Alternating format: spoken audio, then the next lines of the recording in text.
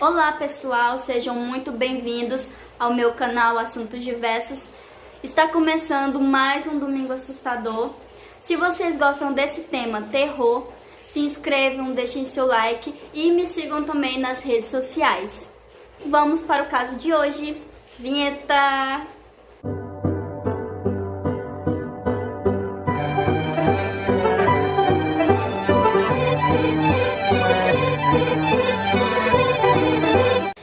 Richard Benjamin Speck, um dos assassinos em massa mais infames da história americana. Speck nasceu em 6 de dezembro de 1941, na cidade de Kirkwood, Illinois, nos Estados Unidos da América, sendo o sétimo filho de Mary Margaret e Benjamin Franklin Speck. Quando Speck tinha 6 anos de idade, seu pai veio a falecer de ataque cardíaco. Speck tinha um relacionamento próximo com seu pai e ficou arrasado com sua morte. 3 anos após a morte do seu pai, quando Speck tinha 9 anos, sua mãe se casou novamente com o caixeiro viajante Carl Lindenberg e se mudou com a família dele, fora de Dallas, no Texas, puxando o jovem Speck para um tornado de caos e violência. Lindenberg era um alcoólatra com uma longa ficha criminal que vão desde dirigir embriagado até falsificação. Ele foi preso supostamente por esses pequenos delitos. Ele também era extremamente abusivo com os seus enteados. Por alguma razão, o jovem Speck, ele suportou alguns desses abusos. Ele supostamente abusava, bulinava o garoto e dizia várias vezes que ele era uma criança inútil, que ele não valia para nada, que todo mundo iria odiar ele, que ninguém iria aceitar ele. O bullying de seu padrasto afetou muito sua autoestima. 2 anos após a mudança para o Texas, a família reviveu uma nova tragédia. Um dos seus irmãos mais velhos teve um acidente de carro e faleceu, e devido a este acontecimento, o jovem Speck veio a ficar cada vez mais introvertido. Durante o ensino fundamental e médio, Speck não conseguia fazer amigos e mal conseguia ir às aulas por conta da sua autoestima, e ele também sofreu de uma terrível acne. Isso fez com que a sua autoestima decaísse ainda mais. E ele começou a acreditar no que o seu padrasto lhe havia dito, de que ele não valia nada, de que ele era um imprestável e que o mundo lhe rejeitaria. Na medida que Speck crescia, ele se tornava cada vez mais tímido, cada vez mais agressivo. Ele se tornou um jovem muito agressivo, que odiava todo mundo e que queria meio que ele queria descontar essa raiva nas pessoas. Na adolescência, Speck andou com um grupo de jovens durona, que pela visão de seu padrasto eram pequenos marginais, que por sinal não faria mal algum para ele. Ele bebia, roubava joias, se metia em brigas, em confusões. Tudo para ele era um sinal de que as pessoas queriam brigar com ele, não podia olhar para ele, que ele já meio que se metia numa confusão. E na maioria das vezes conseguia. Durante sua juventude, Speck teve vários ferimentos que causou várias contusões cerebrais que podem ter causado danos duradouros. Mas ele simplesmente ignorou isso e continuou brigando, sem rumo algum. No verão de 1961, quando Speck tinha apenas 19 anos, ele conheceu na feira do Texas Shirley Malone, de apenas 15 anos. E não depois do primeiro encontro, Shirley percebeu que estava grávida. E sob a pressão dos pais de Shirley, o jovem casal se casaram em 1962. E ao se mudar para Dallas, Speck, tentando ter uma vida melhor, sem roubos, sem agressões, ele até que estava indo bem, mas a vida doméstica não o impediu de ter uma vida totalmente como ele queria, de crimes e agressões e umas briguinhas aqui e ali. Alguns meses depois de seu casamento, Speck se envolveu numa briga de bar, sendo assim passando 3 semanas na cadeia, perdendo o nascimento de sua filha. Quando voltou para casa, o seu comportamento de pai e marido se parecia muito mais com o de seu padrasto do que o de seu pai biológico. Speck era violento, era agressivo e traía várias vezes a sua esposa livremente e a agrediu sexualmente em várias ocasiões. Speck também aterrorizou a sua sogra, ameaçando assim ela de morte com suas coleções de faca e suas armas. Sendo assim, ela não teve coragem de mandar prender ele ou chamar a polícia ou fazer qualquer outra queixa, pois assim estaria colocando em risco a vida de sua família. A sogra dele tentou até ajudar ele com emprego, mas a sua vida de criminoso lhe parecia ser bem mais interessante. No verão de 1963, Speck levou sua onda de crimes muito mais a sério. Ele entrou numa onda de crimes roubando cerveja, roubando cigarros, roubando sem limite, sem se importar com a prisão. Speck foi preso por esses pequenos delitos e durante a sua prisão ele teve um comportamento muito bom.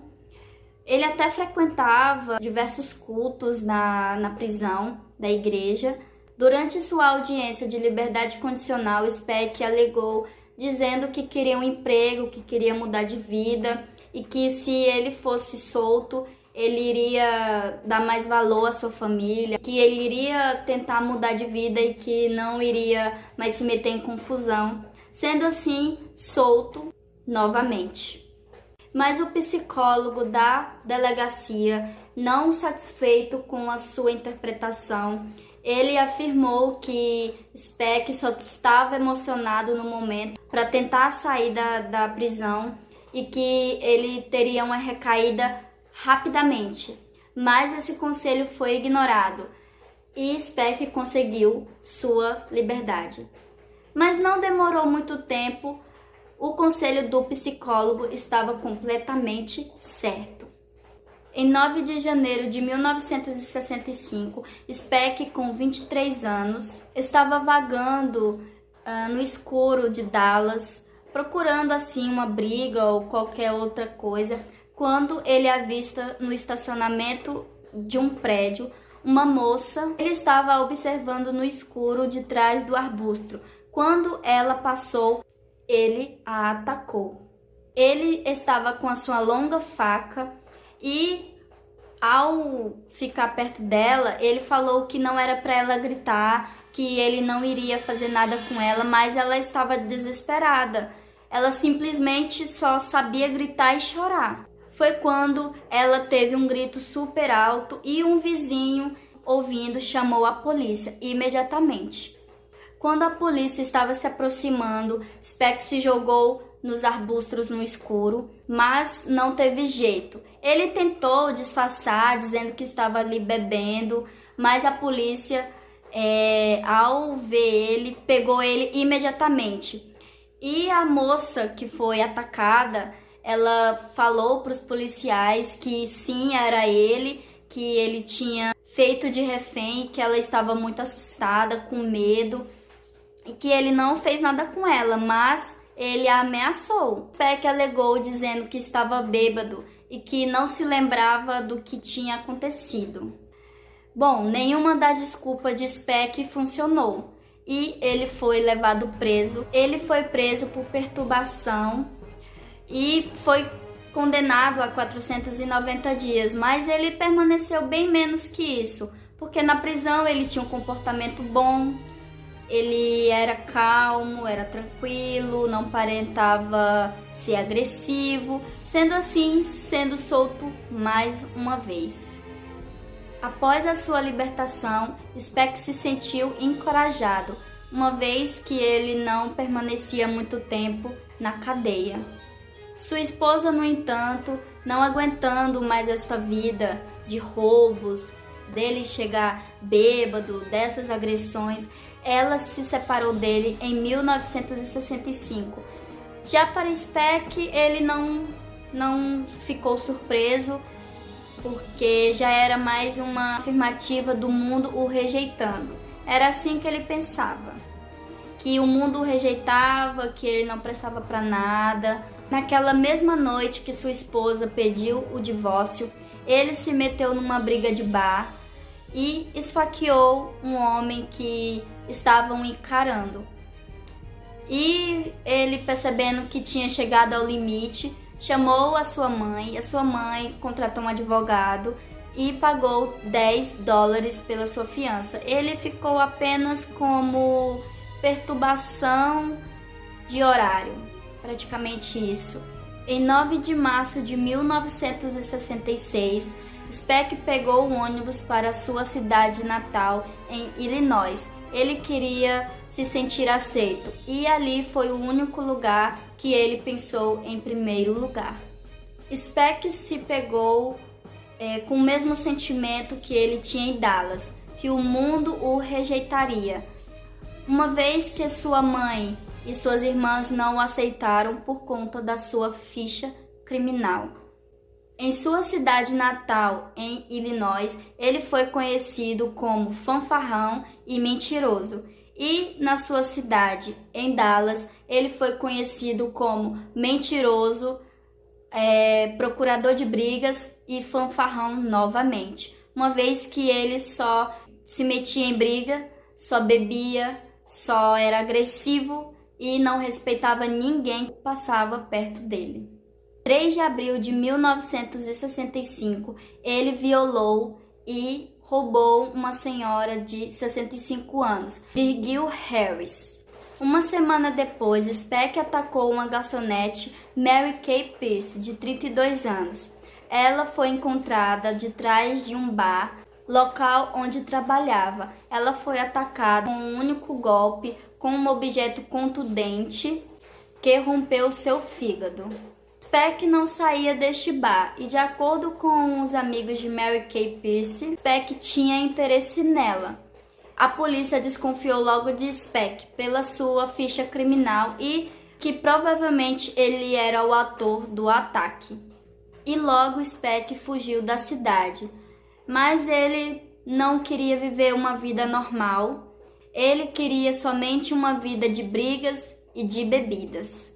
Speck, sem dinheiro suficiente, ele ficou no banco do lado de fora do sindicato, esperando assim uma vaga de emprego, mas nada conseguiu. E na medida que o tempo iria se passando, ele ficava cada vez mais agressivo e com raiva. E só tinha uma maneira dele descontar essa raiva, com mais violência. Bichinho é violento, né? Quando ele achar o dele.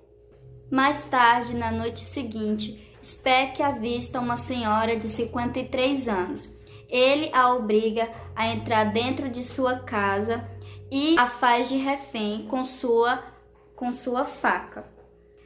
Ele chama ela para beber um drink que não iria machucar ela, mas é totalmente ao contrário do que ele disse. Ele viola o seu corpo sexualmente.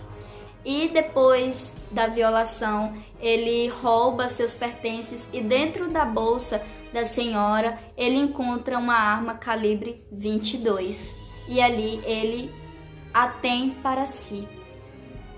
Cooper era o nome da senhora.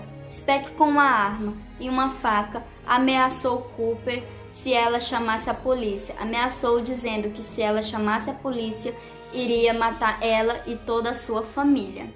Speck, não satisfeito com o que tinha feito mais cedo, por volta das 10 horas da noite, ele veste uma roupa preta, penteia seu cabelo para trás, ele termina os seus trajes e às 11 horas da noite, ele sai à procura de suas vítimas.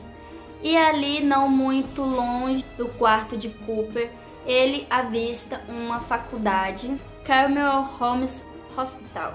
Speck entrou no beco, no escuro, onde havia todas as casas, e com sua faquinha de canivete, ele coloca no tranco e consegue abrir a janela desta faculdade. Por volta das 23 horas do dia 13 de julho de 1966, Richard Benjamin Speck, com 24 anos, invadiu a casa na Avenida 2319 em East Hungary, em Chicago. Ele estava armado com uma arma e 2 facas. As mulheres que estavam lá dentro, todas mulheres, e que já tinham se retirado para dormir. Speck subiu as escadas. Ali dentro da sala havia 2 moças que faziam intercâmbio. Elas eram de Filipinas e tinha por volta mais ou menos de 20, 22 anos. Cora Amaral e Carmelita Gargo estavam dormindo quando escuta 4 batidas leves em sua porta. Amaral não achou nada de estranho aquelas batidas na sua porta. Quando ela abriu, ela ficou perplexa ao ver aquele homem todo de preto e de cabelos para trás. O homem, levantando a mão com uma arma e um canivete, as fez de refém e levando elas também para a sala. As 4 já juntas, ele fez as de refém e levou para o quarto principal. Ao chegar no grande quarto principal, Speck, ao ligar a luz, havia mais 3 enfermeiras dormindo. Enquanto Speck se distraía ligando a luz, Amaral e Carmelita conseguem se soltar de suas garras. Speck, tentando se justificar, ele afirma que estava lá somente por dinheiro e que não iria fazer nada de mal para as moças. As enfermeiras deram um pouco de dinheiro que estavam ali com elas. Speck se congelou quando ouviu passos subindo a escada. Era de Brian Davey, uma estudante. Ela tinha acabado de retornar de um encontro com o seu noivo. Quando ela é pega de surpresa, Speck a agarrou e a jogou no chão juntamente com as outras enfermeiras. Com todas as enfermeiras dentro do grande quarto, Speck pegou lençóis e as amarrou com nós. Sua primeira vítima foi Pamela Vick. Ele a conduziu para um quarto sozinho e ali a enforcou sem dó, sem piedade. Meia hora depois, Marianne Jordan e Susannah Jerry estavam conversando, brincando livremente, quando elas são atacadas por Speck. Ele as abordam com sua arma e seu canivete e as colocam juntamente com as outras colegas de quarto. Speck faz mais 2 vítimas, Marianne Jordan e Susannah Jerry. Ele as esfaqueiam sem remorso, com total frieza, e estrangulou também as 2. Ele também volta sua atenção para Pamela Vick. Ele a esfaqueou até a morte. Quando Speck estava fazendo essas atrocidades, ele não percebe que a Cora Amaral rolou para debaixo da cama e ali ele não percebeu que uma delas havia se afastado, ele não havia contado corretamente e ela permanece debaixo da cama e ouvindo tudo o que ele fazia com suas amigas e colegas de quarto. Nas 3 horas seguintes, Speck mata todas individualmente, todas esfaqueadas, todas estranguladas. Só a Cora Amaral, que fica debaixo da cama, que não faz nenhum barulho, ela fica totalmente parada, praticamente paralisada, porque assim ela pensou que ela poderia sair totalmente ilesa. Speck, quando ele termina de fazer todas essas atrocidades, ele desce da escada. Cora Amurão escuta ele descendo da escada. Speck voltou para casa, cansado da noite violenta, jogou sua faca fora e dormiu pacificamente, como se nada tivesse acontecido. Enquanto que Cora Amurão, embaixo da cama, completamente estável, permaneceu lá durante a madrugada toda e por volta das 5h30 da manhã, ela tomou coragem do susto que ela levou, de toda a violência que ela ouviu. Ela finalmente destrava e ela sai da janela, a mesma janela que ele tinha entrado, e grita como se não houvesse o amanhã. Cora Amurão praticamente grita em todos os idiomas possíveis, com muito desespero, com muito medo, ainda se aquele cara iria voltar para terminar o serviço, porque até então ela achava que ele sabia da quantia de moças que ele havia deixado para trás.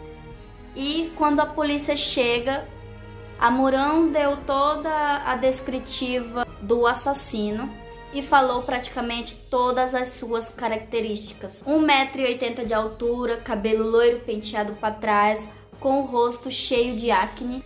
E pela ficha de Speck, a polícia interligou os fatos, porque todo mundo conhecia ele.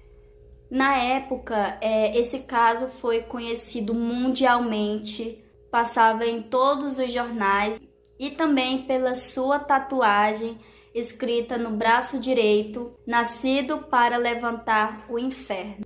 Speck, sabendo de sua fama, que o seu rosto estava espalhado por todas as mídias, na noite de sábado, de 16 de julho, Speck, ele tem uma recaída e começa a se cortar. Ele cortou praticamente seus 2 pulsos numa tentativa de suicídio. Speck foi levado ao hospital imediatamente por pessoas que estavam ali no local, e ali no hospital o médico o reconheceu passando na televisão e pela sua tatuagem. Finalmente a polícia o encontra. Quando os ferimentos de Speck já estavam cicatrizados, o psicólogo afirmou que ele estava apto para ser condenado. Durante o seu julgamento, Speck permaneceu imóvel, sem expressão, mesmo vendo Cora Amurão gritando, chorando em prantos em sua frente, afirmando que ele era o autor de suas colegas de enfermagem. O julgamento durou 2 semanas. O júri recomendou a pena de morte para Speck.